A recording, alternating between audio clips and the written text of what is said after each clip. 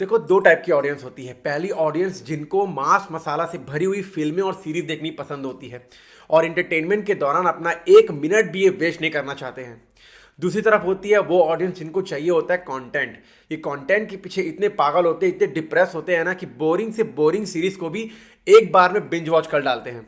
उसे दिमाग से याद आया कि डार्क के मेकर्स की नई सीरीज आई हुई है नेटफ्लिक्स पर, जिसका नाम है 1899। अगर आपने डार्क देख ली है तो सबसे पहले तो आप तालियों के हकदार हैं, और अगर समझ भी ली है तब तो आपको एक सल्यूट तो बनता ही है, क्योंकि डार्क के 3 सीजन्स, वो भी इंग्लिश में देखना, साइंस कॉलेज के स्टूडेंट के 3 साल के कोर्स के बराबर है। बेसिकली डार्क देखने के बाद ना लोगों की दो टाइप की मेंटालिटी हो सकती है।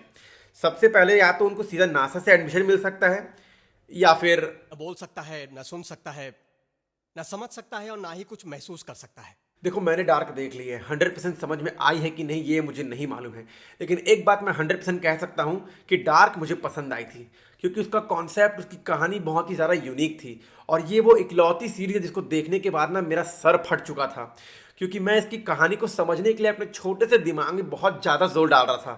खैर, 1899 उस लेवल की तो नहीं, लेकिन फिर भी अपने कॉन्सेप्ट के कारण एक बार देखी जा सकती है।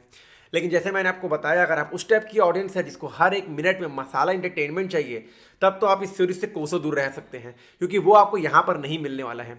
स्टोरी इंटरेस्टिंग है, लेकिन स्टोरी आगे बढ़ने में और कैरेक्टर्स डेवलप होने में ना बहुत ज़्यादा टाइम लगाते हैं। शुरुआत के 3 एपिसोड लिटरली यार बहुत ही ज़्यादा स्लो है। मैं ऑलमोस्ट गिव अप कर डाला था। चौथे एपिसोड से सीरीज थोड़ी सी सहन करने वाली स्पीड पकड़ती है, लेकिन तब तक आपको शुरुआत के 3 एपिसोड में कंट्रोल कर रखना होगा। इसकी स्टोरी ना कड़वी दवाई की तरह है, जो धीरे धीरे करके अपना असर दिखाती है। लेकिन अगर आपने मैट्रिक्स जैसी मूवीज देख रखी है ना, तो इस सीरीज का प्लॉट आपको उस मूवी से सिमिलर लग सकता है। सीरीज में बहुत सारे कैरेक्टर्स हैं जिनको आपको ध्यान में रखना बहुत ज़्यादा ज़रूरी है। खैर, डार्क के मेकर्स ने इसे बनाया है, तो डार्क से तुलना करनी तो बनती ही है।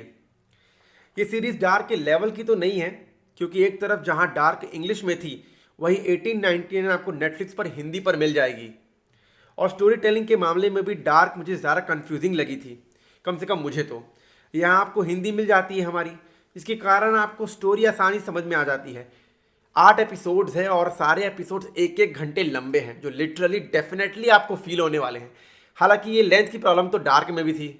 तो ओवरऑल एक लिमिटेड और केवल डार्क फैंस के लिए बनाई गई ये सीरीज़ है। कम से कम मुझे तो देखने के बाद ऐसा ही फील हुआ। और ऐसी सीरीज, ऐसी स्लो सीरीज के लिए मैं एक ही बात हमेशा जो कहता हूँ, अगर आपके पास सहन शक्ति नामक ब्रह्मास्त्र है तो आप इसे देखिए, वरना आप हो सकते हैं खत्म। Bye bye, tata, good bye, गया।